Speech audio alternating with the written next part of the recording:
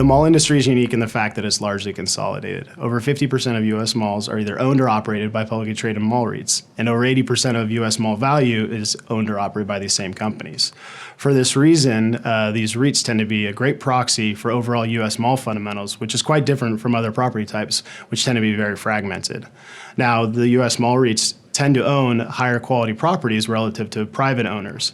This is good news for these companies because generally speaking, there are too many shopping centers in the US with over 1,100 regional and super regional malls by our count.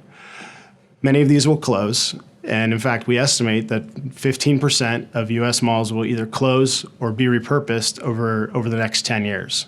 Now, the big misconception in the mall industry is that it's doomed. This is far from the case. Now, there are several challenges facing the industry today, whether it's the threat of e-commerce, the risk of anchor obsolescence as it relates to struggling department stores, or new competition from other physical retail channels such as off-price or outlet centers. So the headlines have certainly not been kind to the mall industry. However, there are forces at work that support long-term fundamentals in the space, most notably the fact that there's no new development or supply coming to market, and the fact that most malls in the current environment are fully occupied.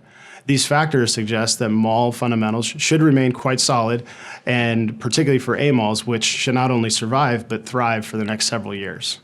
Along with these A malls, the future is likely bright for many B malls as well. These lower productivity centers many times serve their respective markets as the primary retail destination, but also as the town center, or in some cases a downtown perhaps.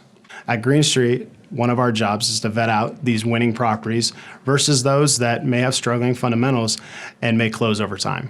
We use a couple different tools to evaluate these different dynamics across the mall quality spectrum and to try and pick the winners from the losers.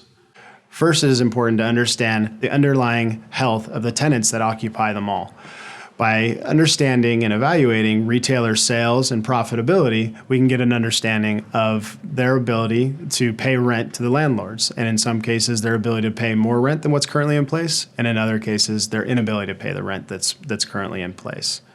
Now, another tool we use at Green Street is our proprietary mall database, where we believe we've compiled a tremendous amount of information over several years and have captured over 90% of the US mall stock. This tool allows us to analyze in very granular detail key characteristics of each mall, such as sales productivity, occupancy, tenant makeup, anchor makeup, the demographics in the trade areas in which these malls are located, and nearby competition.